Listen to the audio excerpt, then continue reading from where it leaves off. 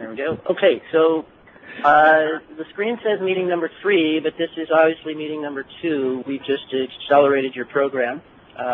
So we did a couple meetings in person last week. So what we're going to do today, guys, is spend the first few minutes just level setting on styles. Didn't get a ton of homework from this group, so it's not about the homework. That doesn't mean anything like passing, failing the course, but it's more about making sure that if you have questions or sticking points that we get those addressed. So we'll spend the first few minutes doing that, and then we're going to move on to some new material. So the big thing that I like to tell people is Market Force is not only a styles conversation. Many people think that Market Force is only a styles conversation, and that's on me to change that identity in the world. But what it's about is business execution, and what we're going to show you today are some tools that even if you're someone who is not on board with the styles conversation, and believe me, we've met people over the years who have been like, nah, doesn't do anything for me. We respect that. I would ask you to go ahead and take a look at the tools that we show you today because they'll make you a more prosperous person. If you are somebody who's finding some benefit from the styles conversation, then you just start layering on these other tools, and what you're going to find is you're getting a nice comprehensive tool set. So they can either be used together or they can be used independently, and either way, as long as you're seeing value and seeing some things that move your career along, that's all we're going for. So just by way of 3-minute review in a little bit of different order than what you would have seen last week, where we actually start the conversation, and those of you that did the homework, what I was very pleased is there's a lot of reference to this conversation about identity, and that's good, because we do claim that human beings invented a game. Don't know why. We didn't invent it. We're not, we're just coaches. We're just trying to get people better at it. We got bored once we got life and death figured out or something, and then we invented a game called business, and that game is, if you look underneath it, is a game for identity. And in this game, you are who other people say you are, not who you say you are, but you can design what people say. So at first it sounds like really bad news.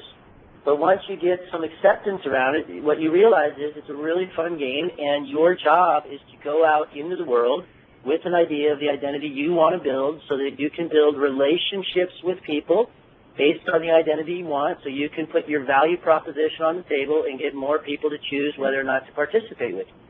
And if you have no idea the identity you're trying to build, the rest of that interaction goes a lot slower. So by the end of this course, each one of you is going to at least have a starting point on the identity that you intend in this lifetime.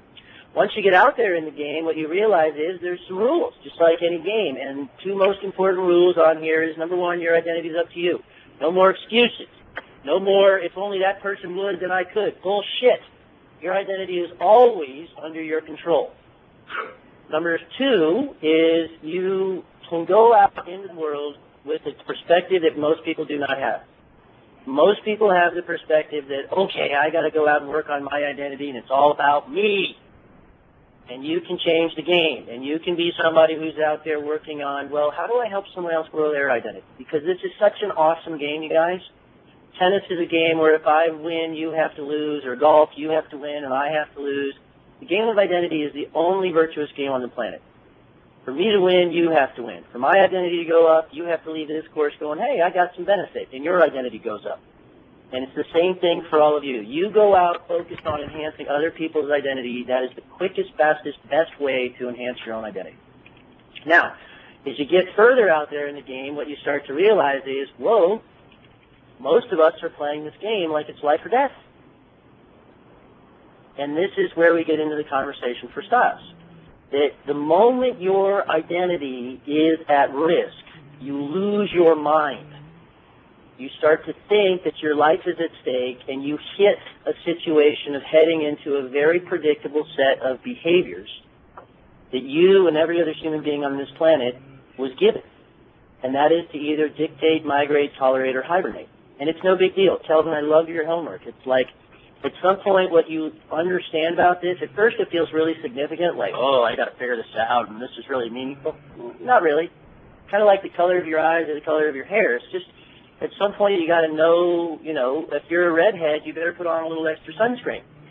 Okay? And if you're an influence person, you better know that you like to migrate through projects kind of quickly. And if you're a power person, just know you'll put your head down. And you start to get an idea of how you behave. And that's when the game really takes off, you guys, because then and this is where I was really pleased with Chris's homework, then you start looking around.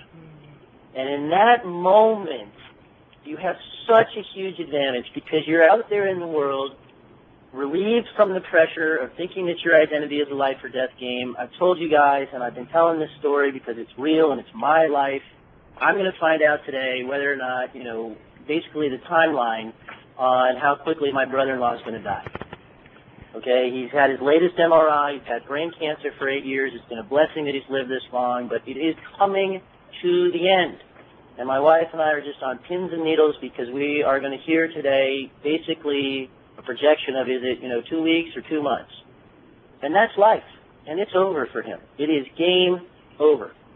And what you guys are doing, what I'm doing on a day-to-day, it is just not a life or death game. And most people treat it that way, and that gives you such a huge advantage because they tip their hand. And like you said, Chris, maybe Chris, just for 1 minute, you could give us a little bit of feedback on what happened with the person that you wrote about in your homework. Do you remember that one, or do you want me to refresh? Which person? Yeah, maybe you can refresh.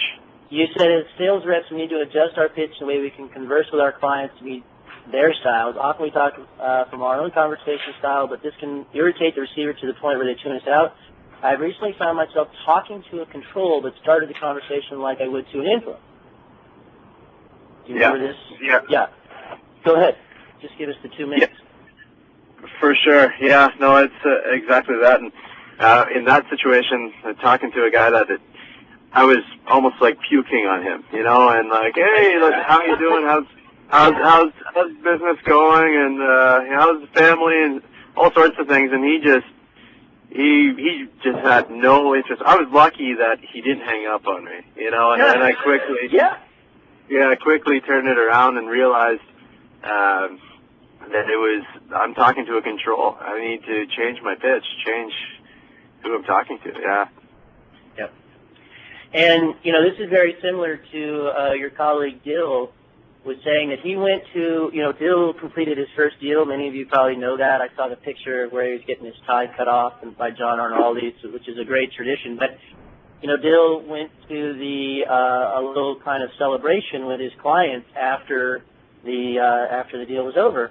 And even at the party, he showed up to the party. So, you would think that people wouldn't show their styles in that situation. And he met up with the decision maker.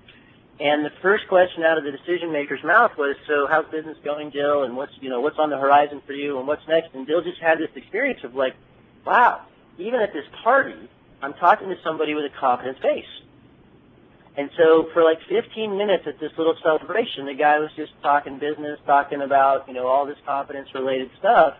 And so, what Dill's saying, he's like, wow, now I really see it. Like, this guy's in control. And if something comes up in the future, I need to make sure I have him tagged in my address book or tagged in, Link or wherever you can remember this because you don't want to forget. So the next time he talks to the guy, he doesn't do what Chris just described, which is, show back up going, hey, how's your family? How's, what's going on? He can just start right at the confidence base and build trust and build a relationship quicker. Does that make sense, everybody? Everybody see? Yeah. Right? Not rocket science. Actually makes the game a lot of fun. And the only reason I tell you guys that about my brother-in-law is, well, clearly it's on my mind, but second of all, it's like, guys, it's just a game. And if we can't have fun doing this, what the hell are we doing? Okay? I mean, Chris, tell me, in that moment when you were able to make that adjustment, that was kind of fun, right? Like, I'm not it was. No, it really was because it ended up leading to a meeting with a guy who has quality real estate. He has needs to purchase more real estate and sell what he currently has, and so it led to a good business discussion. And I would never have had that if I would have just kept talking to him about, hey, how's your family? As an influence, And so if I would have just, and if I knew that right off the bat, if I knew he was a control, I would have just got to it. But I guess it was it was a fun way to figure it out. Yeah. And look, now let's all, and Chris, I love the story. And look, the moment you meet with him, and you guys got to be good at your job, okay? Like, you're going to have to be an expert at your job. I get it. I mean, Kelvin would agree with me on that. Market force is not the only thing you need to be a great business player. But in that moment, if you're hearing what Chris said, there's a little bit of packaging, and maybe you're putting the wrong package on your content, and once you're able to shift and put a different package on it, now you've got a good meeting and you've got an opportunity. Okay? That's what we're going for here. Okay? So what about the rest of you guys? Any questions? Because I want to go over one other thing from the homeworks. But any questions, comments, observations, sticking points, things that you're struggling with? Anybody? Well, maybe you can just clarify something for me, Travis. So I'm an authority. This is Kelvin. I'm an authority. And in order to be more effective, my understanding is that I need to integrate more characteristics of a control type style versus a power style. Is that right? Yes. Is that how that works? Yes. Yes. If I shift back towards power, which is my natural tendency, I'm less effective. Yes. Well, now that's the claim. Does that make some sense to you, Kelvin, or does that still feel like it's unclear?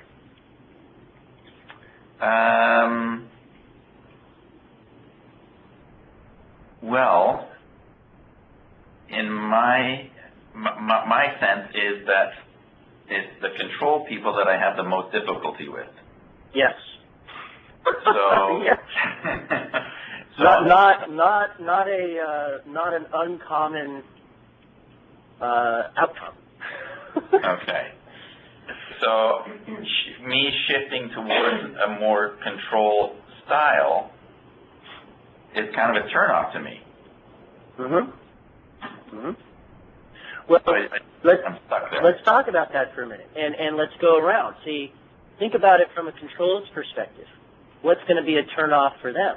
Well, behaving a little bit more like an influence. What's going to be a turnoff for an influence person? Well, behaving a little bit more like a power. What's going to be a turnoff for a power person? Behaving a little bit more like you and me, Kelvin, as an authority.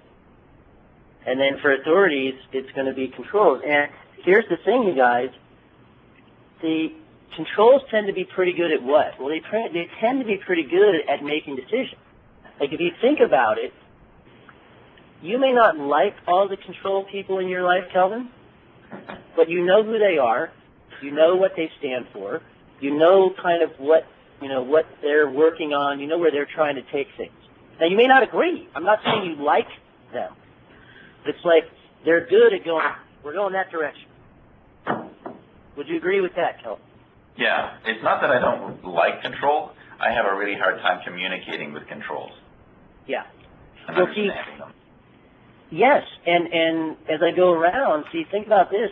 People who make very quick, decisions and go, this is the idea, this is what we need to be doing in the future, a lot of times they don't want to, socialize their ideas with other people and build relationships and do that kind of stuff. So, if you are a control person, Kelvin, a lot of times they're having the same conversation with me about, really, I have to behave more like an influence? I don't really want to do that. And then the influence person who likes to build relationships and get everybody kind of jazzed up, well, the moment you tell an influence person they got to kind of dig in and do the work, they get like, oh no, really? I don't want to do that. And then when you get to the person who likes to do a lot of work and you say, look, we're asking you to get a little bit better at doing the analytics about whether or not your work is paying off, they go, oh no, I don't want to do that because that's more thought-oriented. Okay, that's a stop in the action, and I don't really want to do that. Okay, so the idea, Kelvin, is that we each have a blind spot, and what that leads to is not only do we not function as well in that style, but we also tend to struggle a lot with the person who is that style because they do things that we are very unaccustomed to doing ourselves.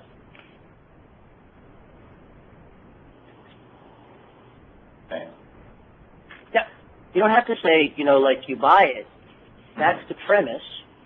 And it doesn't mean you have to be, mean or whatever, but what we would be saying for you as an authority person is, do your due diligence, but also make sure that occasionally you are behaving a bit more like a control and making a decision. Because if you do so much due diligence that you never make a decision, everybody else will go, that guy's too slow, he's a stick in the mud, it's taking him too long, we have to move on without him. And if you're a control person, make your decisions, but also occasionally, make sure you're out there relating to people and have some empathy and understand where they're coming from and maybe change your decision based on what they tell you. And, don't just hold to your decision without integrating it a little bit with other people.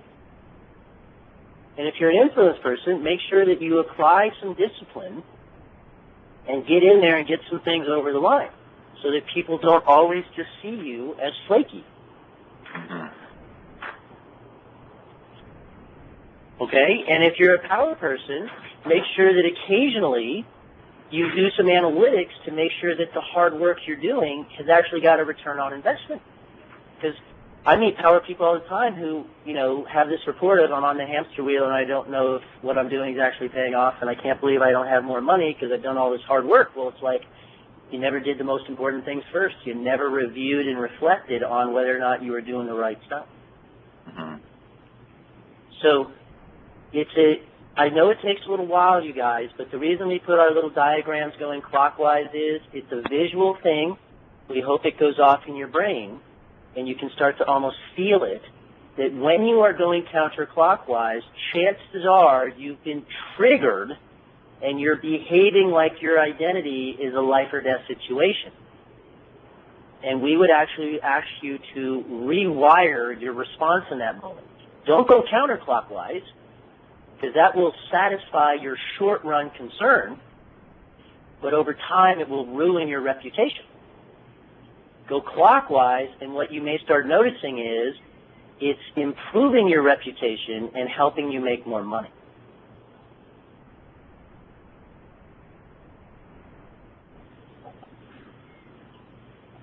Did that help, Kelvin, or does that make it worse? No, that helps. Okay? Yeah.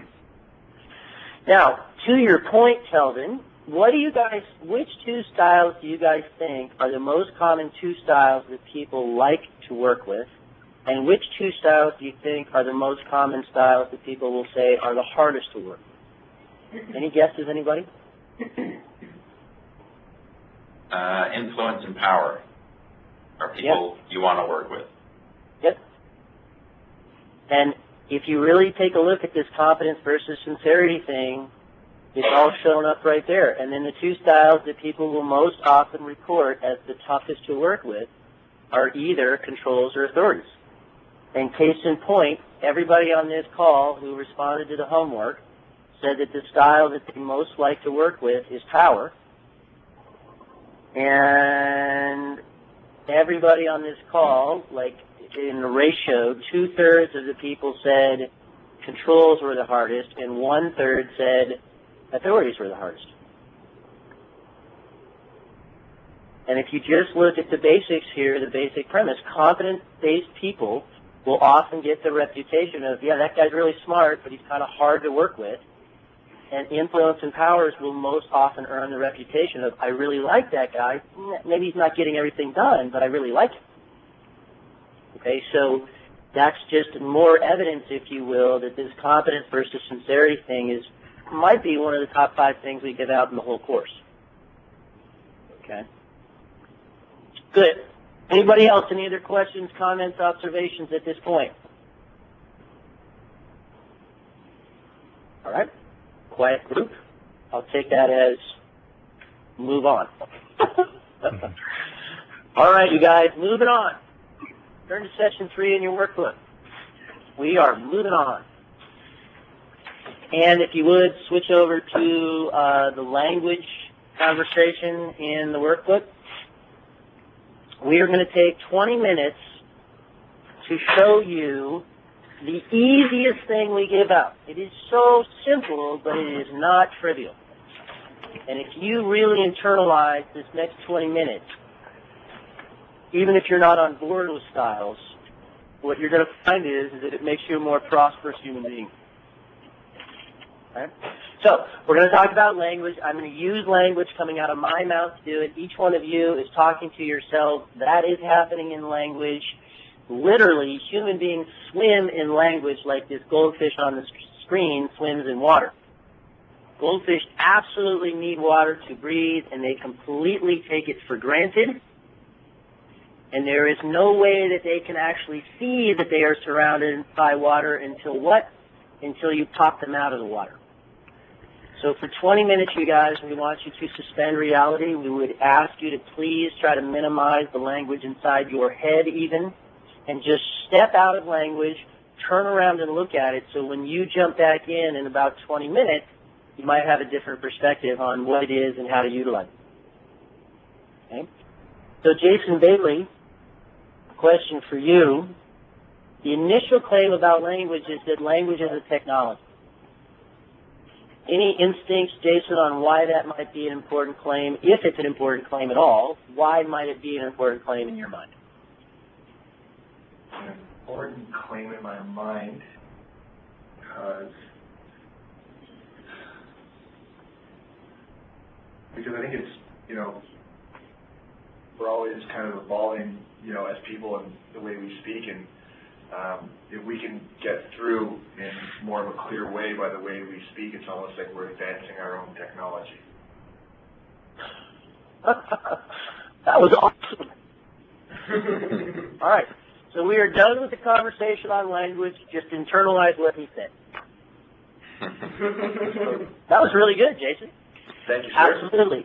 It is something that evolves to the extent, like any technology, you learn how to use it, you learn to evolve with the technology, you can get better. And the only thing I would add to what Jason said is we invented it. I mean, you guys all get that there was a day zero that we did not have language. And then there was a day one where we started to have language. And we were still on this planet without language, trying to coordinate together to get across the glacier or to get away from the saber-toothed tiger or whatever it is we were doing. And then we invented language, and whoop, it exploded our capacity to coordinate with other people. And, sorry, I got to put my phone in the drawer. Hold on. It's loud. Okay, and to Jason's point, it's absolutely evolved since then. Kind of like, I don't know, only Kelvin and I on this call probably even know what this is on the screen. Okay. But you guys, 50, 60 years ago, this was the technology for long-distance communication. This is what we used, and then we put it in the snail mail. Well, nowadays we use tablets and laptops and smartphones and Google eyeglasses and smartwatches, okay? Well, 100 years ago, imagine taking this market force course long distance. You think it's hard now. 100 years ago, it would have been Morse code. Try to take notes on that. Well, nowadays we got video conferencing and, all these other ways, which by the way, your colleagues the other day were teasing me. They're like, oh, that must be a high school picture. It's like, man, I'm getting old, okay?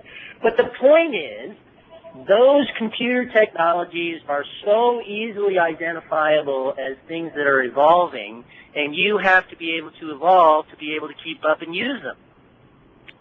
And that makes perfect sense, and everybody kind of gets it, and it's like, no big deal. Well, we would ask you to map over this conversation about technology and then think about language. So, Jason, one more question for you, or just a couple more little things for you. You use a laptop, right? Yes, I do. Okay. Do you ever play any video games on your laptop? I do not. Okay. So I always seem to pick the person who doesn't play any video games. Now, hypothetically, Jason, and I do, it doesn't matter if you do or you don't, but hypothetically, why do you suppose somebody would use this great technology of a laptop to play a video game? Why would they do it? Have fun. Have fun! Stress relief, distraction, bored.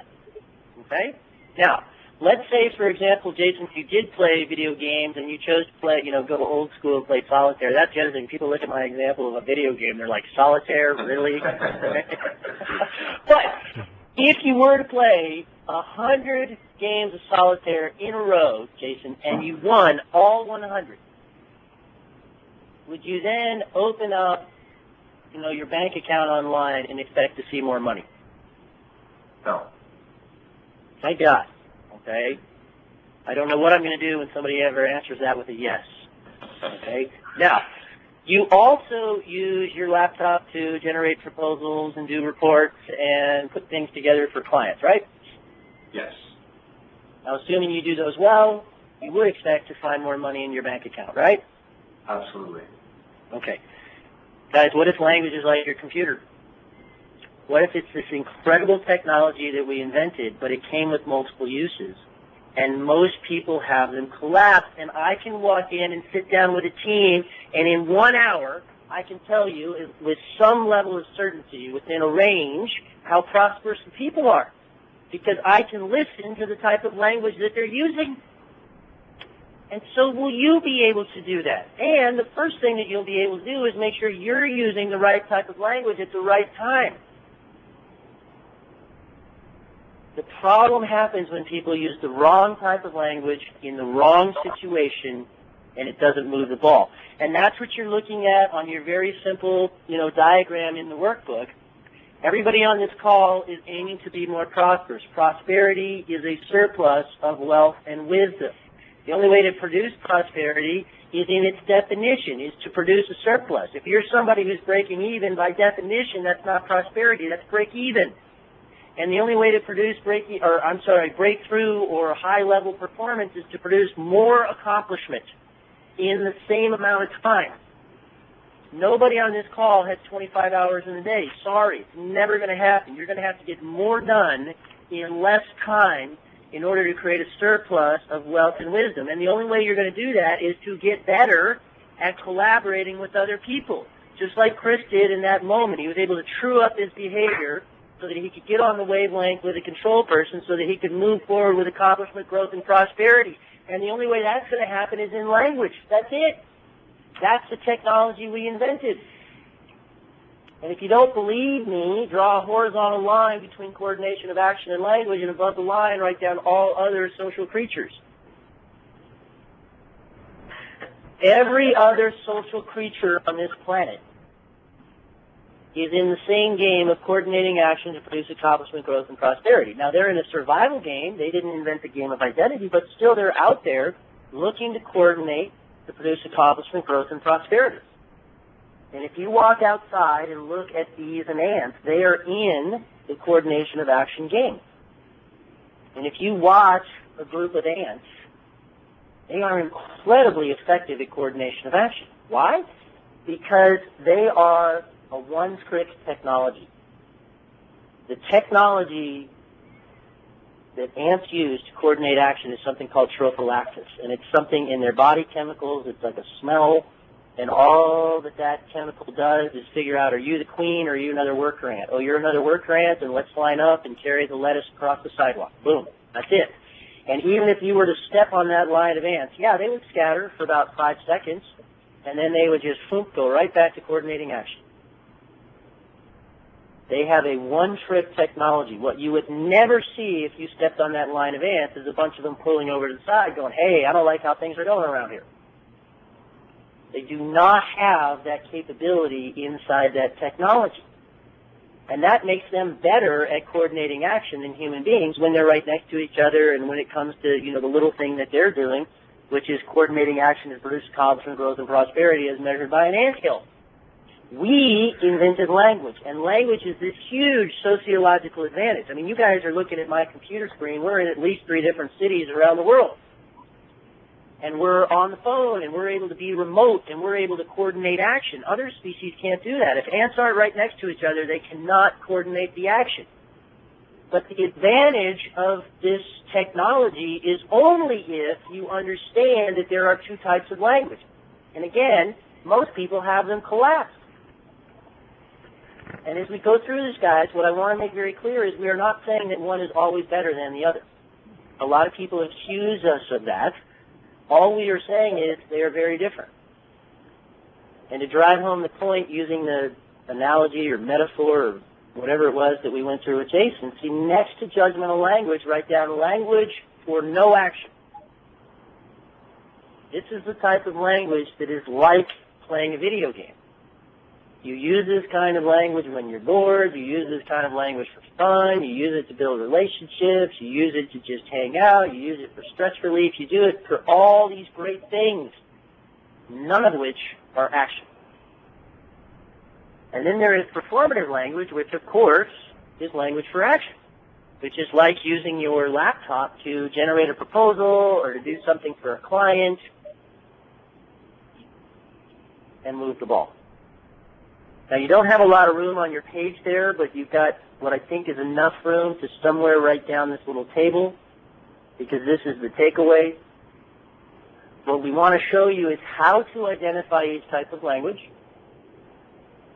which is really easy and you'll never forget it, what each type of language is at its core, and then the most important part of this conversation is, what does each type of language produce? And again, you guys, once you see what each kind of language produces, you can make the choice on where to spend your time. Let's start with judgmental. How do you identify judgmental language? Well, it typically comes after the words but and because. In the moment you hear somebody hit the word because, for example, you need a red light on your console because they are about to hit an opinion conversation. They are about to launch into, here's my assessment of what I like, don't like, think, believe, hope, want, don't want, all that kind of good stuff. And the moment somebody launches into an opinion, well, actually, let me give you an example. So if I were to say to you folks, I just absolutely love Mayor Ford up there in Toronto, what goes off in your brain in language? You're crazy. Yeah, okay. You've got your own opinion, right? Now, what if I say, I think the guy's an idiot? What goes off in your brain? You're a smart guy. Smart guy. And each one of those responses, if you were to generalize them, is either agreement or disagreement. And that's all the judgmental language will produce. That's it. Full stop. Period. End of story. And that doesn't make judgmental language bad. It doesn't make it good. Don't put a judgment around any of this. Just notice, judgmental language ends in either agreement or disagreement. And similar to what I was saying to Jason earlier, if all of us agree on this call, and then we walk down to the bank and we say, hey, load our bank accounts with money, what you will notice is the bank doesn't load your account with money. Isn't that interesting? And here's the example that we use, because I guarantee you everyone on this call has had this experience. You come in one morning, there's a breakdown with a client, so you pull your team together into a conference room. Everybody talks about what happened, why it happened, what we think we ought to do, some things you agree with, some things you disagree with. After an hour, everybody goes back to work, and then you come back 2 days later, and nobody did shit.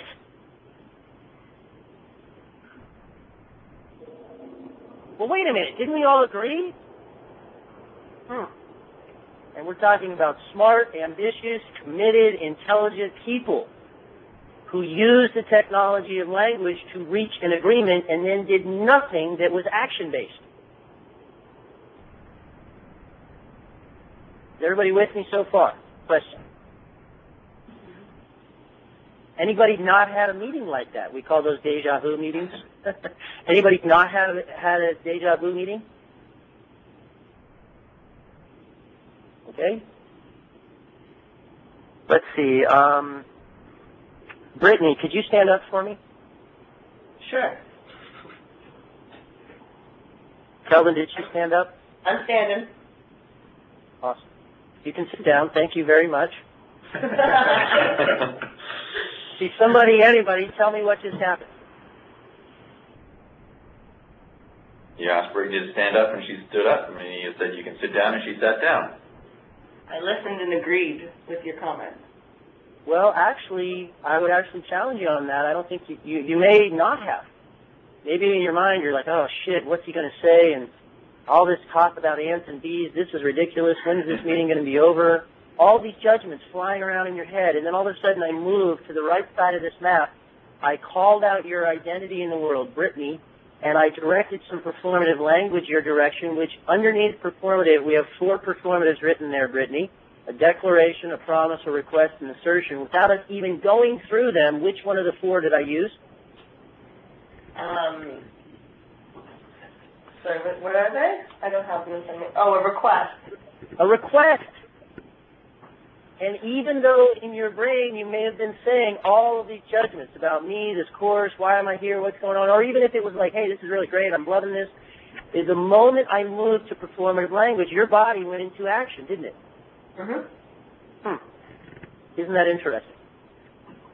And then if you were to drive Brittany to the local hospital there in Ottawa, and you were to go into the emergency room and listen to the doctors and the nurses and the support staff, and you were to listen to their language, do you think you'd hear more language for action or language for no action?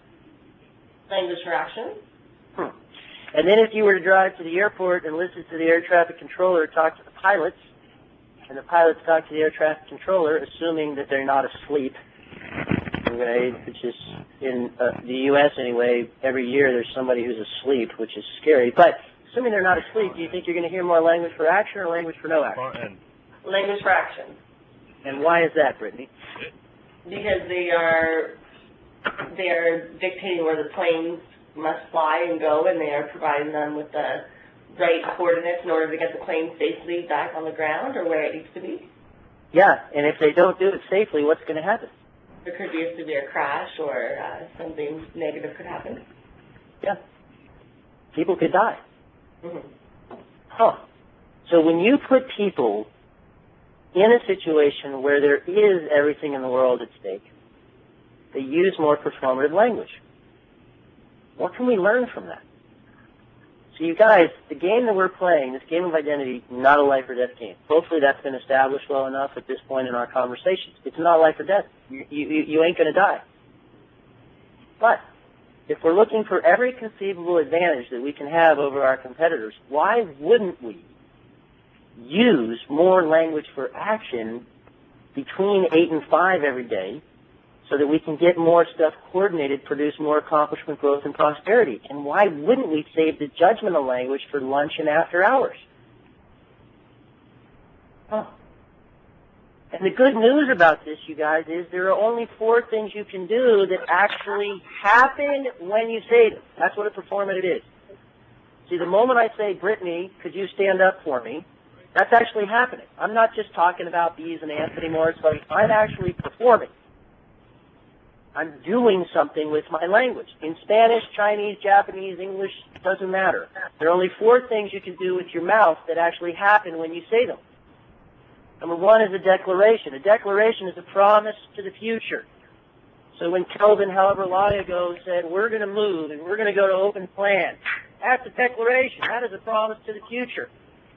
Well, why are you going to do that? I disagree, but nope, we're going to do it. That's our declaration. Then when you make a long-run declaration, what you'll notice is you start making short-run commitments. Well, let's see, I need to get an architect, and I got to figure out who I'm going to use to help me find the space, and I need a workplace planner, who's going to promise to do what and by when. And then the very next thing you'll start doing is making requests of other people to help you. Well, let's see, Jim, can you put together, a little TI improvement overview on how much this is going to cost so that I can start to figure out the budget on this? And then you'll make assertions about, well, that's going to cost too much money given the budget, or that's perfect, or whatever. An assertion is a promise to provide evidence. The other example I use, that people tend to relate to is at the end of the year, you are asked to do what? You are asked to tell your manager how much money you're going to make the following year. That is a declaration of the future. And look at how much energy goes into budget season. Well, I don't know. Where's the market going to go? And in my opinion, blah, blah, blah, blah, blah, blah. Just make a declaration, please. And how much money are you going to make? Well, I'm going to grow my business by 20%. Okay, good. So let's see. My promise is to make 100 cold calls a week and to get 10 meetings set up each week. That's a short-run promise. Hey, Brittany, could you help me put together a database of potential contacts? That's a request, which means I'm promising to be satisfied if Brittany helps me put together this database. And then we get together on a weekly basis and look at the evidence. You know what, Travis, you promised to make 100 cold calls a week. You've made 30. And you know what? We don't give a shit for your story. Why not? And what do you guys notice is in common about all 4 of these performatives?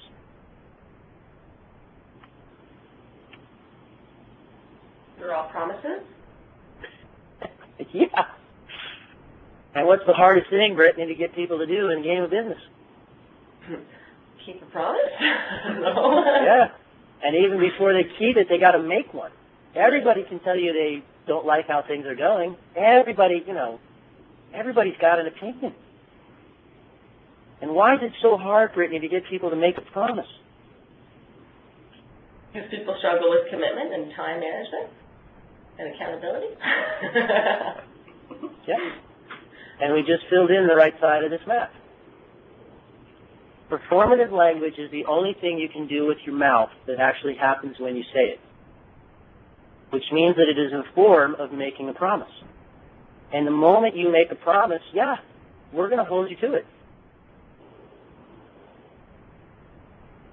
And that's the difference, you guys. That's it. That's all. Where do you spend your time?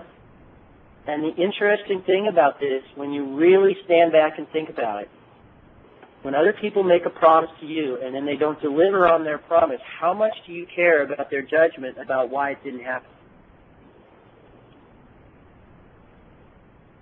I'm asking. Oh, you don't care.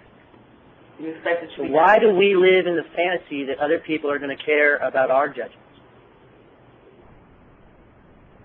I mean, I really ask you guys to consider that. We all live in this fantasy that I can justify my way out of this situation, and yet when other people are trying to do that to you, you just sit there going, I don't get this at all. In the game of market force, if you really break it down and think about it, you either make a promise or you don't.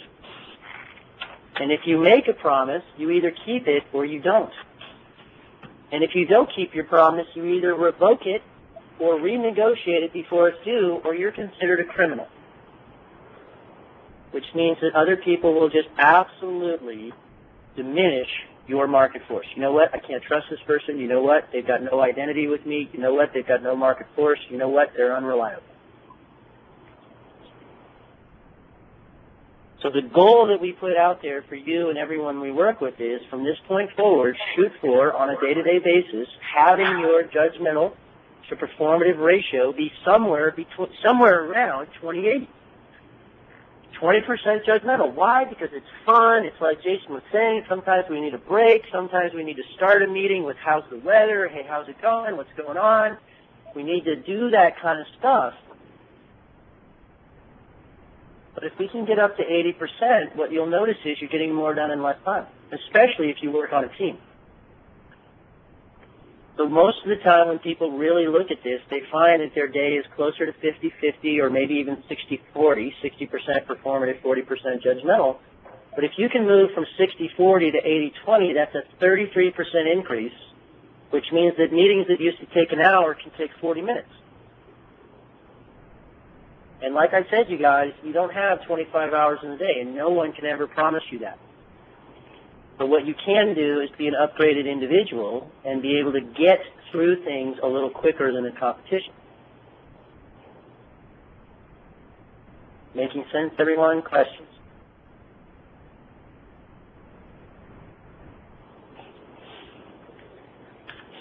All right. I will take that as move on. Slides are going kind of slow. Okay. So, shift on over to session number 4, please. We're going to skip one map, and we may circle back around and do it, or we may just skip it entirely for the course. But what we want to do now is focus you on what we think is kind of a logical progression here. So the game's about identity. Everybody plays it like it's life or death. You start to see styles that way. Regardless of your style, if you can get out there, especially with your own team, and operate in more performative language, you're going to get more done. But even if you're a good, high-performing team, you're going to walk out into the world, and you're going to encounter what we call breakdowns. And even as I say the word breakdown, you guys, well, Curtis, when I use the word breakdown, what is your automatic judgment of a breakdown? Is it a good thing or a bad thing? Bad thing. Bad thing. And I think that's an honest response. We respect that. What we are going to put out there today, Curtis, is we don't want to change your judgment to the breakdowns are good things. What we want to actually do is have you live in a reality where breakdowns are not bad or good. We want you to become someone who is absent a judgment. That makes some sense, Curtis? Or does that sound kind of weird? No, it makes sense. Okay, cool. Because if you can become someone who lives in a world where breakdowns are a little bit less something that we need to be judgmental around and something that is just inevitable, what you will notice is breakdowns don't consume the same amount of energy as they do for most people. Okay? So if you look at really good sports teams or you look at really good business teams, what you'll notice is, and there are other things about them that are great, but at a minimum what you will notice is that these are people who are able to stay focused no matter what happens. Doesn't matter what happens, really good teams, okay, they walk out on the field and they've got this great strategy, and then in the first 5 minutes their best player goes down with an injury.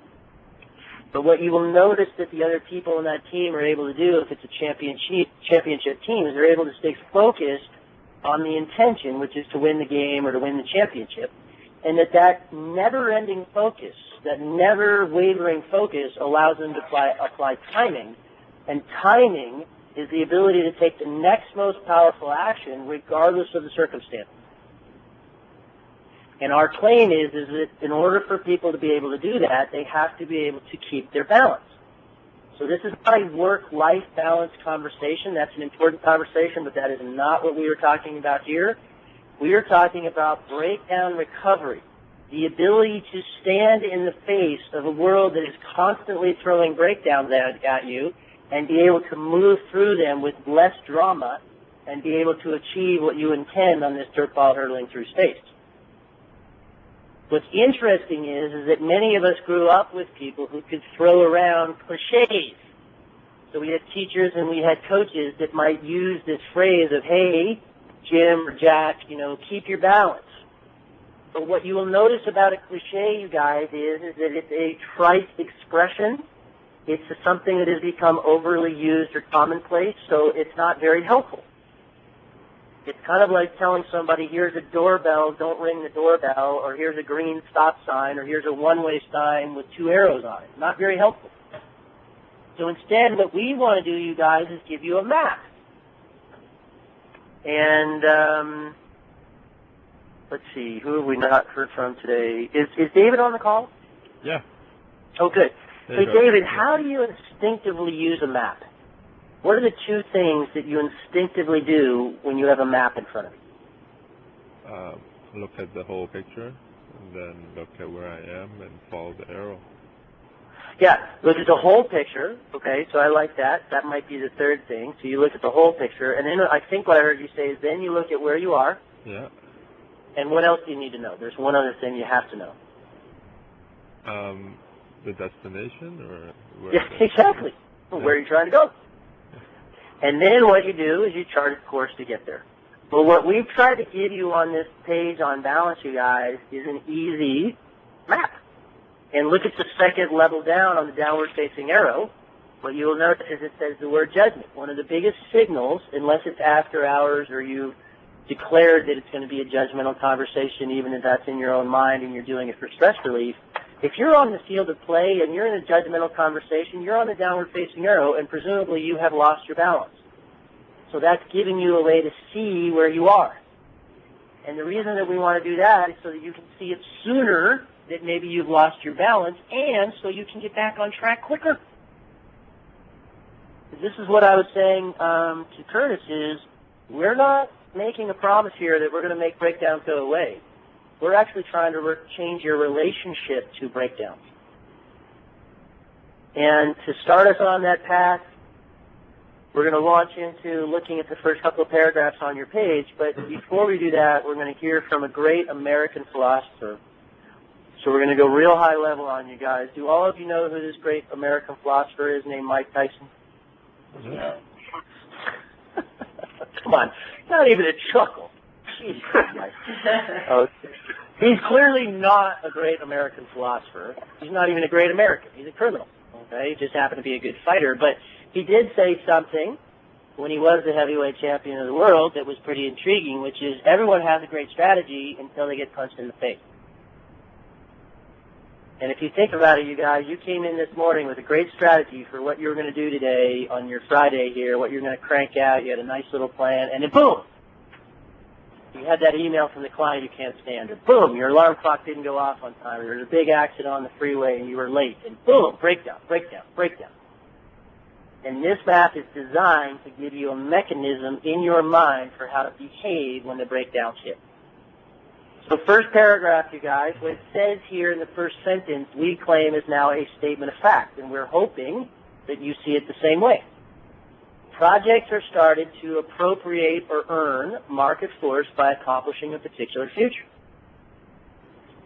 What that means in simple English is every project you take on is driven by your commitment to increase your identity.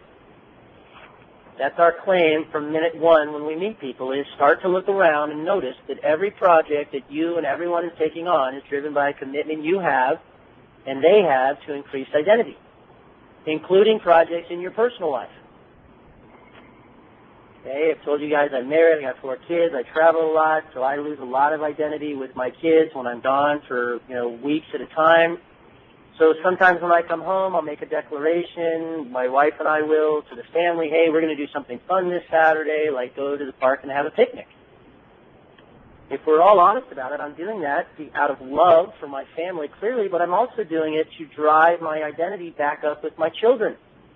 And the only way you drive your identity up in any context is to achieve more in the time that you set. This is what we were just saying. So if I get up in the morning on Saturday and say, hey, guys, I'm going to go to work instead, that's going to crater my identity and my market force with my children. If we follow through and go and have the picnic, and it's a good time, my identity goes up. Statement of fact. Second sentence is where we want to work on your mindset, which is why I was asking Curtis the question about people's interpretations of breakdown, because our claim here is that inevitably when you take on a project, like even if it's to have a picnic on Saturday, the universe jumps up and punches you in the face.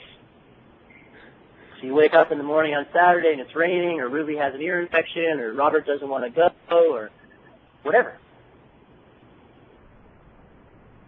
And this is why, again, when I asked Curtis, most people interpret a breakdown as a bad thing. And yet if you guys think about it, every project that you're running in your life right now, if it's got any significance to it, has got breakdowns in it. The only way for you to have less breakdowns in your life, give up your ambition. Stop taking on more projects. Now, that'll end in a big breakdown called no money. But if you want to have less breakdown, then that'll be one big breakdown, okay, one huge breakdown. But given that that's not going to happen, let's get over it so we can get on with it, because, guys, the rest of your life is going to look like the screen in front of you. I know you weren't expecting this for a Friday morning in your market force course, but here's the rest of your life. You ready? The rest of your life is this. You're going to have a breakdown. Because you're an ambitious person, so you're going to take on a project. We're not going to root that out of you, so then you're going to have a breakdown. And then because you are an ambitious person, you're going to solve it. And then you know what will happen next? Boom, you're going to have another breakdown.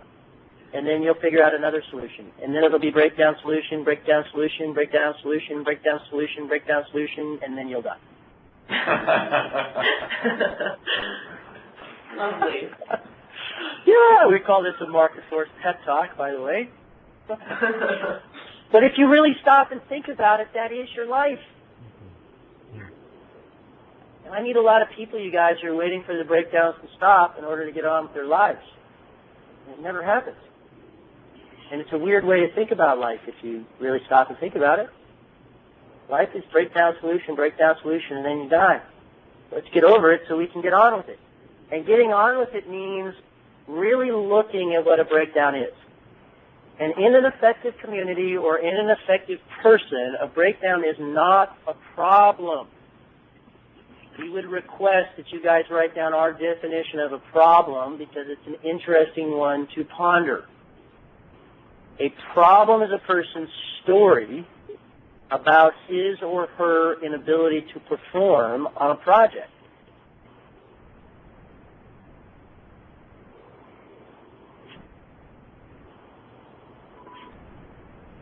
A problem is a person's story about his inability to perform on a project. Well, I think it's pretty well applied here, but let's just make it explicit. The moment somebody tells you they have a problem, what they're about to do is launch into a bunch of judgmental speaking looking for your agreement. Well, the reason we didn't get this deal is because the guy over there is a jerk, or they didn't understand that we're great people, or, you know, it's like, okay, great, you want me to agree with that, or do you want to actually look at what happened and see if we can't get better? And that's because in an effective team, they don't view breakdowns as an opportunity to get defensive and protect their identity like their life's at stake. They understand that a breakdown is only a stop and an opportunity for learning. And if you really stand back and think about it, what is the purpose of the team? Anybody have some ideas on what the purpose of a team? I mean, why do we do it? Why do we put up with the brain damage of having these calls, getting together as a little team, trying to get better? Like, why do we put teams together? Help balance the workload? Yeah. So that's an outcome.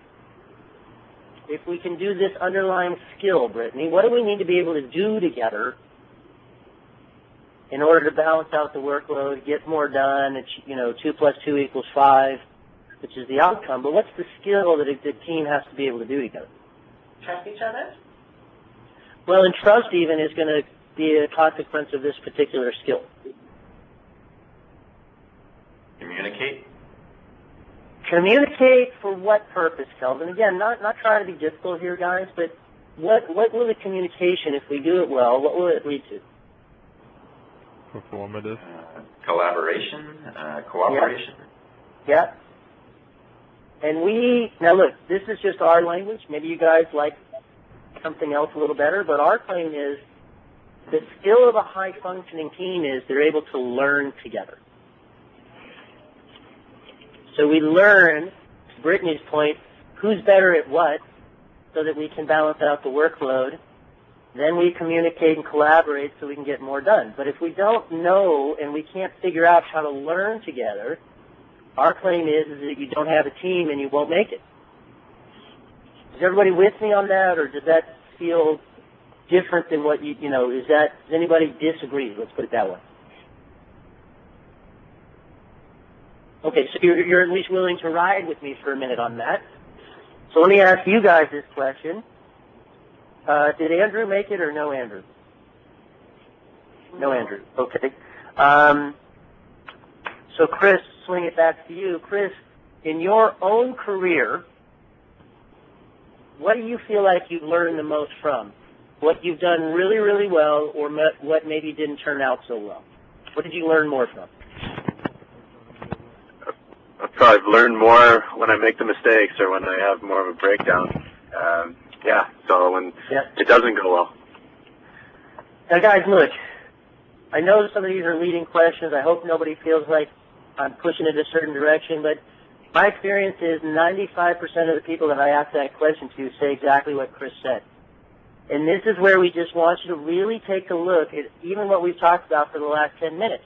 Most people live in a judgment, like Curtis said, that breakdowns are bad. And what does that do? That has people start protecting their identity and not even letting other people know that they're having a breakdown. So you walk into a group of people and you go, how's it going? And everybody's like, oh, it's going great. No problems here. And yet, what Chris just reported is what he learns the most from in his career are the mistakes and the breakdowns. And so if we can get more and more people to live in a world where breakdowns aren't bad and they're not good. We don't have to put a lot of judgment around it. They're just inevitable.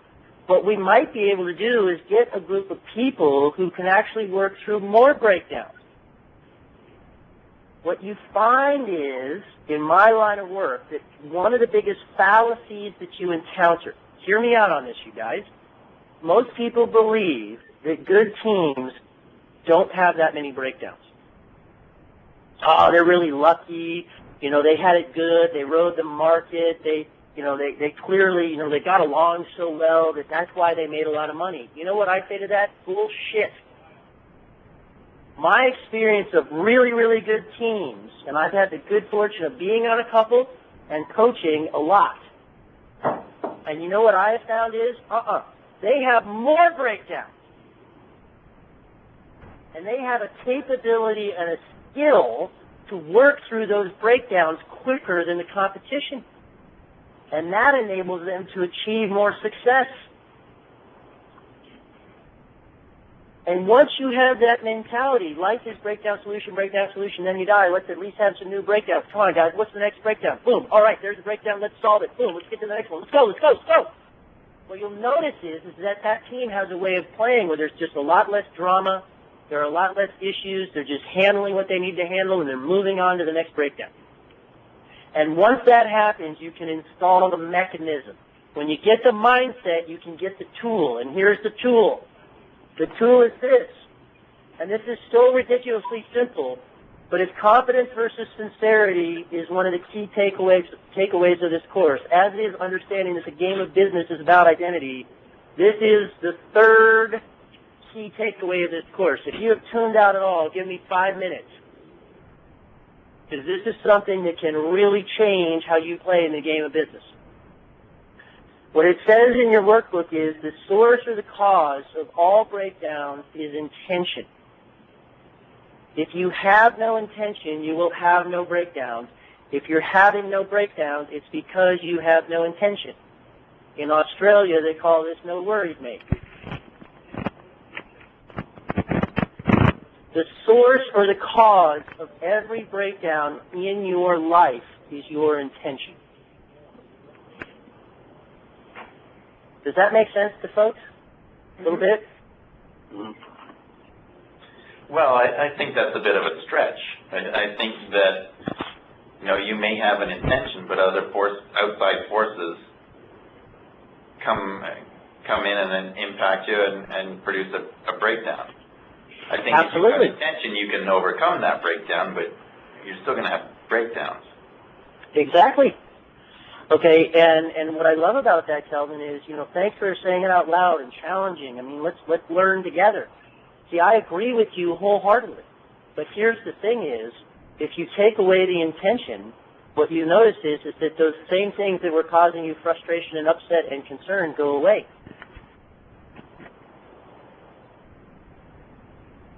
If you take away the intention. If you take away the intention, what you will notice is the same things that were bothering you yesterday don't bother you anymore. Okay. The only thing that makes things a breakdown, think about this, Kelvin. You're driving down the road and you see some guy with a flat tire on the side of the road. Is that a breakdown for you? It's not a breakdown for me. It's a breakdown for him. Right. So there's no, that guy's having a breakdown, but you clearly don't have any intention to, worry about that guy or meet with that guy or whatever. But now let me put it to you this way. What if that's the big client that you were about to meet? Now is it a breakdown for you? Now it's an opportunity for me. True. But it's a breakdown because you were on the way to meet him at the building that you were going to show or whatever. Yeah, it's just Right. The point is, you guys, the only thing that makes a breakdown come to life is your intention. No intention, no breakdowns. If you and someone standing next to you are dealing with the same situation and you're really upset and they're not, chances are it's because you have different intentions.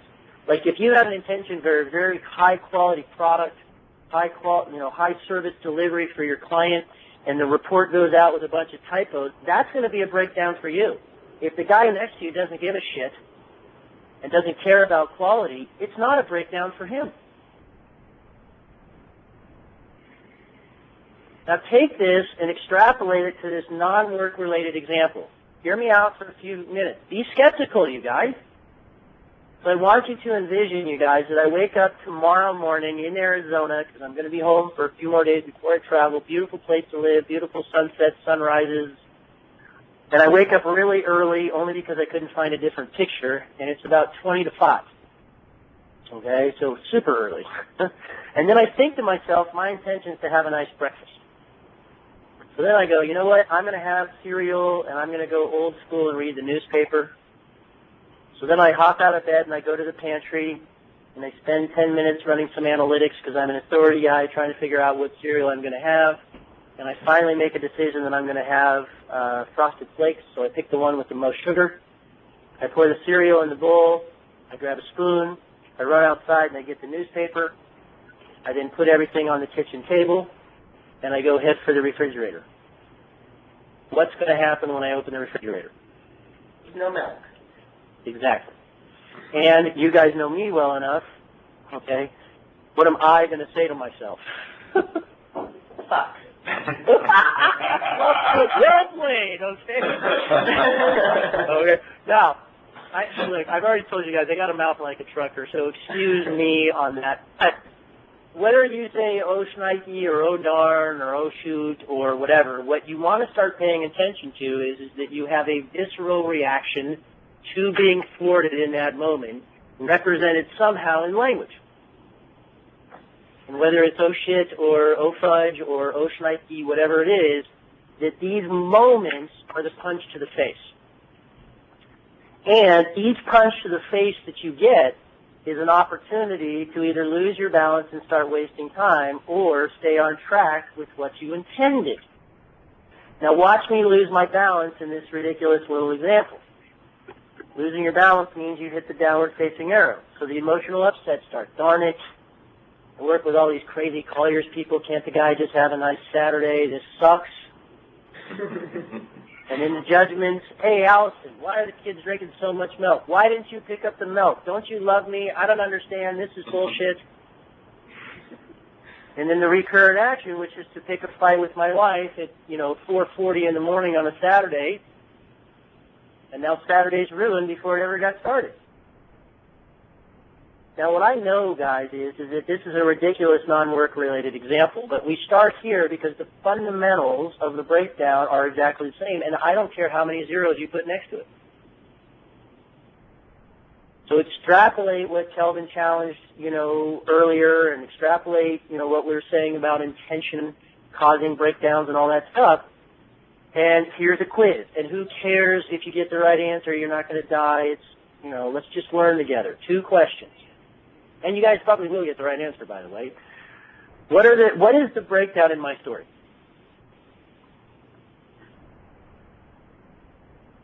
Not being able to enjoy your breakfast? Yeah, close. But why? I mean, what's the stop in the action? No milk. Yeah. I mean, this is what I was saying to Curtis. Living in a world absent judgment, it's like, boom. That was the stop in the action. No milk. Now, I think you were actually getting closer in a way, Brittany, to answering the second question. What's the cause of the breakdown?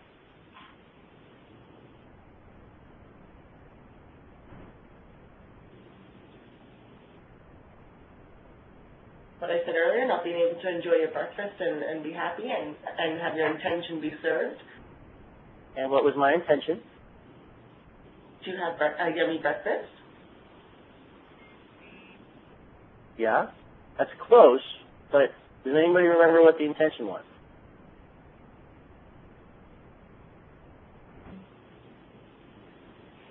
Was it to have cereal?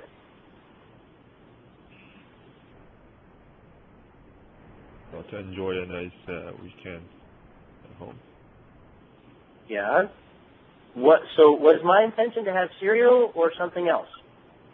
A nice breakfast. Yeah. And why is that important, Kelvin?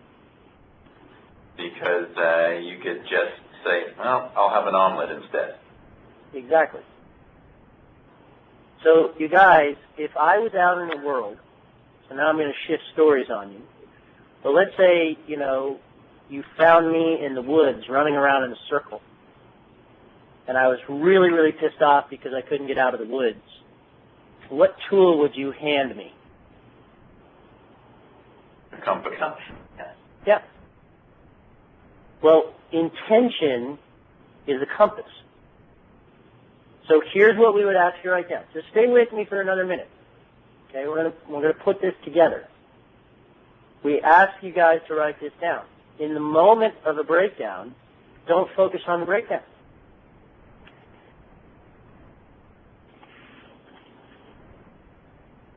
Most people in the world, when there is a breakdown, immediately focus on the breakdown. And the moment you focus on the breakdown, it's almost inevitable that you're going to hit the downward facing arrow. There's going to be emotional upset. There's going to be some judgment about why it happened, whose fault it is.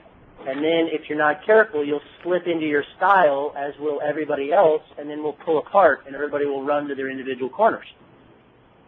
So instead, we recommend in the moment of the breakdown, focus on what you intend. That sounds easy. It is easy. But it's No. I'm not fully with you. Well, what we're saying is it's incredibly simple, but it's actually not easy. Mm-hmm. See, I've been doing these calls long enough that right in the middle of the call, the live meeting will go out. Okay? And what I'll tell the people from the other end of the phone is I'll go, oh, what a great example of a breakdown. Now go over and look out of the conference room and watch how different people respond. And what you will notice is that a large number of people start doing what? Well, this breakdown sucks, this company sucks, the IT here sucks, I can't get my work done, this is bullshit, when is this ever going to get fixed, this sucks. And what you'll notice is the most prosperous people, none of that. Well, let's see, given my intention to be prosperous, what's the next most powerful thing I can do? You know what, I'll just pick up my cell phone, call a client, and go take him to lunch. Simply stated, you guys, the ability to stay focused on what you intend in the moment of a breakdown separates winners and losers in life. And I know that's a little judgmental. That's not my comment. That's somebody from Colliers, the guy who runs Eastern Europe. He coined that about 10 years ago when he saw this for the first time. He's like, oh, I get it. This math is the difference between winners and losers in life. Because to Kelvin's point, the moment you stay focused on what you intend when the breakdown hits, it automatically puts you on the upward-facing arrow. Well, let's see. Given my intention to have a nice breakfast, what are the possibilities? And what are the opportunities, and what new action could I take? No drama.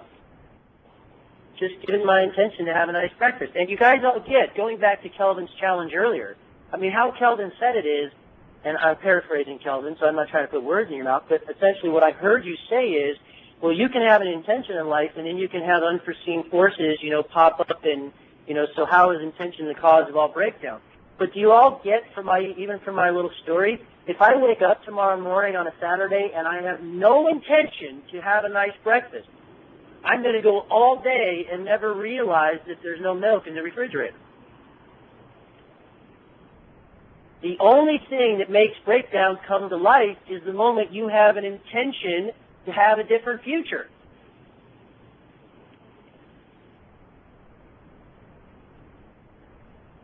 So now, given my intention to have this nice breakfast, you guys, what are some other possibilities? Just humor me. For 10 seconds, what else could I do?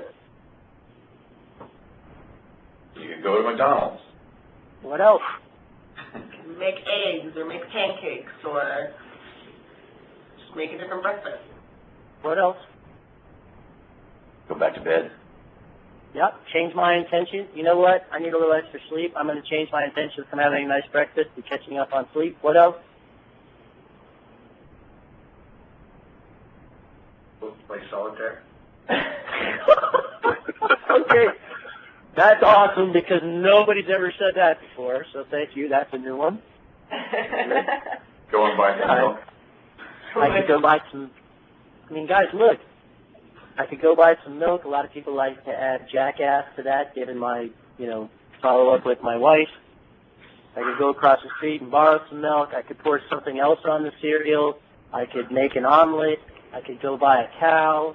I could throw my kids on an airplane and fly up to, Ottawa. That's a possibility. But wait a minute, I travel so much. My wife has got to raise these 4 tyrants we call our kids. What if I drove down to Starbucks, picked up a coffee and a stone for myself and got her something and served her breakfast in bed? That might even increase my market force around here. The point is, you guys, and, I'm going to start pulling these things together for the last, 10 minutes. Possibility, something that could happen but probably won't. Children learn way more faster than adults because they are able to throw 100 possibilities at something in 5 seconds, because as adults, we start living in a world of judgment. Well, that's a stupid idea. That won't work. We've already tried that. That costs too much money. And that shuts down the learning in the environment. So our rule with groups of people is breakdowns are inevitable. Have conversations for possibilities given the intention, which means no judgmental speaking. We got to throw a bunch of stuff at the dry erase board. And then once we have a bunch of stuff on the dry erase board, then we start factoring in real life, which is how much will it cost, how much time do we have, opportunities, and then we take some new actions, some of which will work, some of which won't. All that we are looking for here are 2 things. Number 1 is that you get an individual and a group of people to work through the breakdowns quicker. Less time is spent on the downward-facing arrow. And let's face it, we're all going to hit the downward-facing arrow. Sometimes you got to throw a snit. You know what? This really sucks. I can't believe the client is doing this. You got to go outside and you got to kick the garbage can. But let's get back on the field, call the next play, and let's go. And then the big measurement here is that we are having new and different breakdowns. Because now, Chris, remind me, if we are not having new and different breakdowns, what does that mean? Then you're not really advancing. Your intention is probably minimal. Yep. And the word that we use is, if you're not advancing, is you're not learning. And you guys, if you're not learning, you don't have a team. Because the purpose of the team is to accelerate the learning. So if you work with a group of people that have the same problems every month, dealing with certain types of clients, or can't get certain reports out on the same time, I am here to tell you, you don't have a team. You have a gang. A gang is a group of individuals fighting for identity at each other's expense. Well, the reason it's not working is because it's your fault. A team is a group of disagreeable people aligned in producing an intention. And teams in organizational performance are extremely rare. And this is why we're trying to pull some things together here. We claim that agreement is overrated. Just because all of you agree does not mean that you're going to be prosperous. As a matter of fact, the most successful teams I've been a part of and the most successful teams I've coached have people with different styles with very different viewpoints on what we should do going forward. And they fight it out in the locker room. That's why you always hear a good team is what happens in the locker room stays in the locker room because they fight it out. But we should be doing this, we should be doing that. But once once a play is called, and the moment they walk out of the locker room, everybody aligns and they pull their weight. And if it works, we keep doing it. If it doesn't work, nobody drops into, well, that was a bad idea, you're an idiot. They just go right back to the drawing board and go, given our intention to win the championship, what's the next most powerful move to make? How do we behave? And I'm just asking that rhetorically. I mean, the first company where I really applied this, you guys, we were a total gang. And we were making money. And then as we grew, it was like we were just so fractured. And you looked around and people didn't like each other and there were all these cliques and gossip and backstabbing and all this stuff going on. And there I was sitting in the middle of it, 25 years old, going, what the hell do I do with this? We're going to go bankrupt. That was the experience I was having. I was like, we've got this huge contract and we're growing really fast and yet we're going to go bankrupt because our energy is so wasted at infighting and all this other stuff. And then I got introduced to this technology. And I will tell you guys, all I did at first was blow this map up into a poster, put it up in the office, and it started changing behavior with no training. Because the moment people looked at the downward-facing arrow, they went, oh, I don't want to be in the downward-facing. Hey, do you want to be in the downward? I don't want to be there. What else do we need to do here? And it was like we started getting this mindset in the world of, I mean, look at that paragraph. The only reason we were having any breakdowns is that we were trying to take our local company to a national company. We were trying to grow. We were trying to make, millions of dollars. If we hadn't been trying to do that, there wouldn't have been as many breakdowns. The source or the cause of all breakdowns is intention. No intention, no breakdowns, no breakdowns, no intention. This shifts the accountability away from being a victim of circumstance. I can't believe this is happening to us. This really sucks. And focuses it back on the individual and the committed community. Well, you know what? We had this intention to grow Colliers to be, competing with JLL and CB around the world, and we're going to build a kick-ass platform. And given that intention, what's the next most powerful thing to do? Work as a team. And if that handles it, great. And then when we're working as a team, we're going to have a breakdown. And then we say, given our intention, what's the next most powerful thing to do now? Practice breakdown, solution, then you die. And that's what we're trying to communicate here, you guys, is this is a way of behavior when the breakdowns hit. And I don't care if you're talking about little breakdowns like no milk. Like I had a broker client once who works for Colliers try this with his kids and his wife on a Sunday, got up in the morning, got the family unit together and said, hey guys, what's our intention for the day? They all rallied around this idea of let's have a super fun family day. So they started discussing possibilities. How can we accomplish the intention of super fun family day?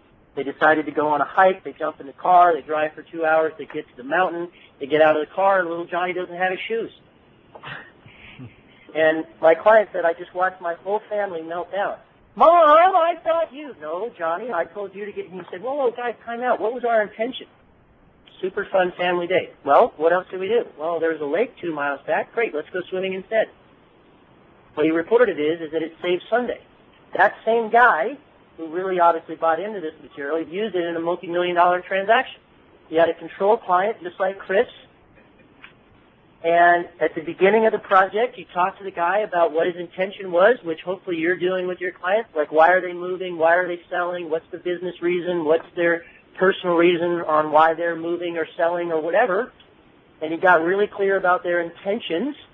And for this guy, he was 72 years old, and his intention was to pass along generational wealth to his children. 6 months later, okay, or however long it took for the deal to come through, they're at the very end of the deal, and the buyer comes back with a $50,000 retrade. And this control guy just absolutely lost his marbles and goes, this is bullshit, this guy's an asshole, I don't care, I'm not changing the price, I'm done, I'm out, tell him I'm out. My client jumps in the car, drives, meets with the guy, looks him right in the eye and says, hey Jim, remind me at the beginning of this project what your intention was. Oh yeah, to pass along generational wealth to my children. This is a $10 million transaction. You're talking about a $50,000 retrade. What do you want me to do? Oh, you know what? Close. I don't care how many zeros you put next to this, every breakdown that you experience is either going one direction, up or down. And all of it will come down to where the individual or the people involved are focused. You focus on the breakdown, you and everyone else will hit the downward-facing arrow. You focus on the intention, you and everyone else will go on the upward-facing arrow. And if you're all, and by the way, you guys, you're already doing this at least 51% of the time to work at a great company like Colliers. You're not a broken person. We don't work with broken people. But if you're doing it 75% of the time, here's the map. So you can do it 85, 90, 95% of the time. And the moment you get this installed with a group of people, I don't know how else to say it. This map for me is my personal favorite map and made all the difference with the teams that I've worked on. You get groups of people behaving this way when breakdowns hit, you're very different than most teams out there. Questions, comments, observations?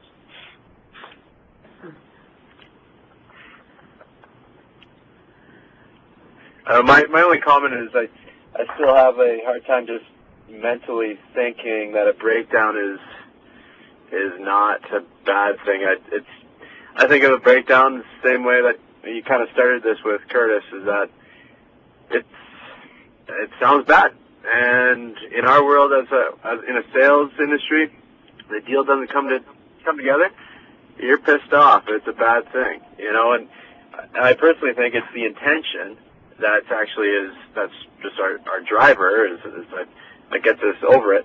So I don't know. I'm still struggling with the Chris, the language that you're do you think what you just said is different for anybody in any business? No. No. So what do you suppose is the difference between successful players and unsuccessful players? Well, what you said is that it's not focusing on the breakdown. Yeah. And so, Chris, what is your intention as a salesperson? I'm not asking you to answer that. But I'm asking you to think about it. And what if every time there was a breakdown, you were able to go back to that and have all the next behaviors that you make be informed from that?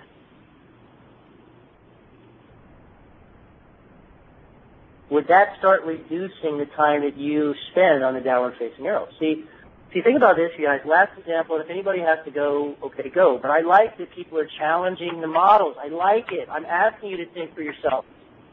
Okay, I like it that Kelvin's challenging and now Chris is challenging. This is good. This is where we learn together. See, Chris, think about this. Lexus's stated intention is the pursuit of perfection. Okay? That's the moniker that they use in their marketing and all that. The case study that is presented in MBA school is how they dealt with the breakdown of having a defect in one of their automobile lines. Most automobile manufacturers, when there is a defect in the automobile, actually focus on the breakdown and spend a lot of time on the downward-facing arrow. If you don't believe me, look at what's going on with GM. Okay, they're about to face $1 billion, if not more, in liability because they didn't handle the breakdown 100 years ago when it happened, and they tried to cover it up and justify it away, and now they are going to get absolutely creamed, okay, in strict liability and liability under the law for what they did, and they deserve it. Now, what Lexus did when they have a breakdown, answer me this, Chris, is having a defect in one of your automobiles, is that consistent with the pursuit of perfection, if that's your stated intention? I'd say so. Well, I guess it's like you're dealing with the breakdowns, you're dealing with it, and you're growing. No, Chris, if your stated intention is the pursuit of perfection and there is a defect in the automobile, that is absolutely not consistent with that intention. Right? Mm-hmm. Yeah, no, I get you. If you're trying for perfection, you can't have defects, right? So that's a breakdown, right? But what do you suppose they did? What they did is they said, we're here now. We can't undo the past. Our intention is for perfection. Let's run the perfect recall.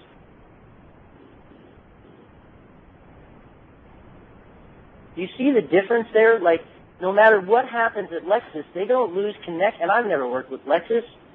I'm not saying that this map is so magical that other people aren't already doing it. We just feel like we mapped it. And this is what successful people do. And what Lexus did is they said, we're going to use this breakdown to run the perfect recall. So they went and got your car, they fixed your car, they took the dents out of the car, they washed and they waxed your car. Most companies, when they have a defect in their car, it's very adversarial. You have to bring your car in within these dates because of your last name, and if you don't, we're absolving ourselves of liability. And what's more adversarial? Lexus stayed true to their intention no matter what was happening. Let's run the perfect recall. And now that is a case study example in MBA school.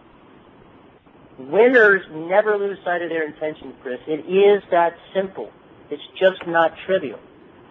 And most people, when they hit the breakdown moment, automatically focus on the breakdown and hit the downward-facing arrow. The next time that you're dealing with a client and there's a hiccup, just monitor yourself. How much time are you spending on the downward-facing arrow? How much time are you spending on the intention of trying to help your client accomplish whatever they were trying to accomplish in their deal?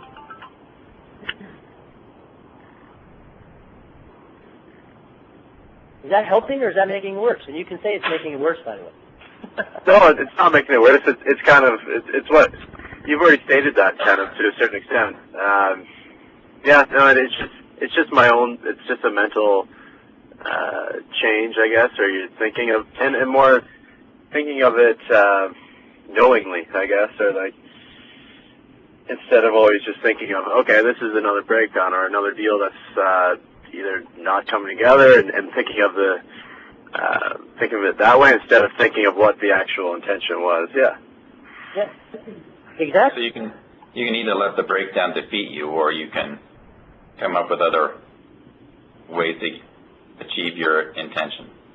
Yeah. So I think And, one of the ones that we go kind ahead. of see pretty regularly is agents want to make the promise to make 100 calls a week and book 10 meetings, and then by Tuesday they're finding I'm making all these calls, but I can't get hold of anybody. Yeah. So there's the breakdown. I can't reach anybody. So there's some emotional upset about that. There's frustration.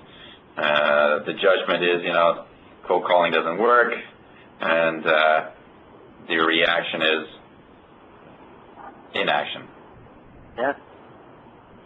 So as opposed to looking at, okay, the intent was to contact people and get 10 meetings a week. So what do I do differently if I can't reach everybody or anybody? How do I change my approach? Yeah. What are the possibilities? Well, let's see. I could take that SOAR training. I could have somebody else do my cold calling.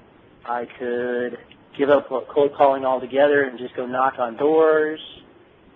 So you're right, Kelvin, and it's like, this map doesn't offer the answer. What this map is trying to do is show you the mechanism to be in that conversation. Quicker, faster, better than being in the other conversation, which is only going to momentarily satisfy you if you get other people to agree with you that cold calling sucks. And the moment everybody agrees that cold calling sucks, what you'll notice is nobody's filling your bank account with money.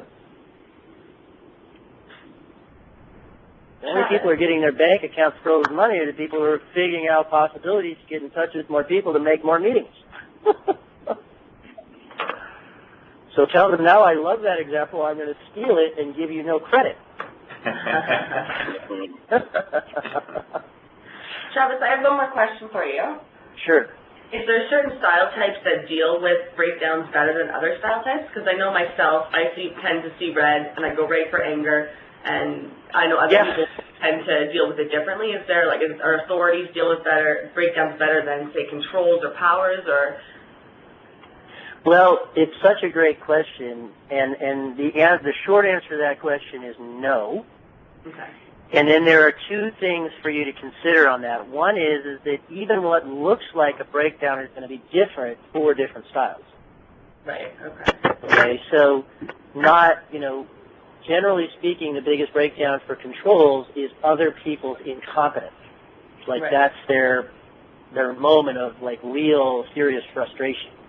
Right. Whereas for an authority person, potentially like Kelvin and me, what really gets us into breakdown is when other people start moving too fast and we feel like we don't have enough time to analyze everything. So what even looks like breakdown to different styles, Brittany, is going to look and feel a little different. But even over and above styles, you guys, what really is the determinant on how much time you spend in breakdown is your level of ambition. The more ambitious you are, and the more you practice with something like this, Brittany, the less positional you are when breakdowns happen. That's why I was saying earlier, if you strip it all away, you guys, what we're trying to do with Market Force, our intention is to change lives. Okay? Eliminate suffering in the game of business. That's the stated intention. I don't say that to a lot of people because that sounds a little weird. I get it. But that's what underlies all of these tools, is to eliminate suffering, stress, effort, and waste of time in business. Okay? And what we find is the more ambitious somebody is, Brittany, when they're shown a map like this, what you will start noticing in their performance is that they start spending a lot less time on the downward-facing arrow. And it takes time. And we're not trying to build perfect people, Brittany. I mean, I got into a fight the other night with my wife. My wife and I got into a big fight. I mean, nobody's perfect. We're not pretending like this is about perfection. But what my wife and I are able to do is come back to the table and have a conversation about intention. And the stated intention of the Carson family is to love, support, and nurture each other's ambition. So we have that up on the wall in our family unit, and we pull it down when there's a breakdown, and we start from there. Well, given our intention to love, support, and nurture each other's ambitions in the world, where are we going wrong in this breakdown? How can I do that, Allison? How can I support you in this? Okay? And what you'll find is people just start spending less and less time in judgmental language. They're less positional.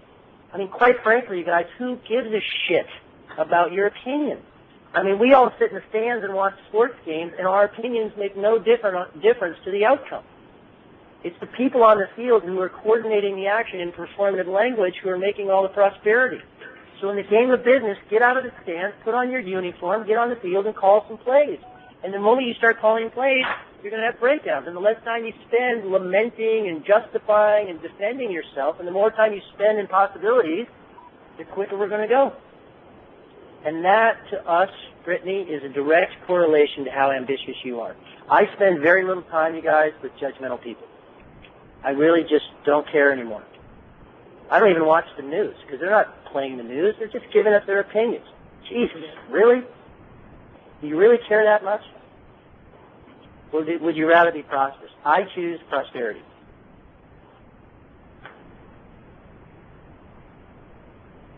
Okay, Travis, I have another meeting I've got to get into, so I'm going to have to... No, we're done. Yep, we're done, you guys. Thank you all very much. I'll get the homework out by the end of business today, and I'll see you next week. Thank you. Thanks so much. Good, thanks, Bye, Travis. Daniel. Hey.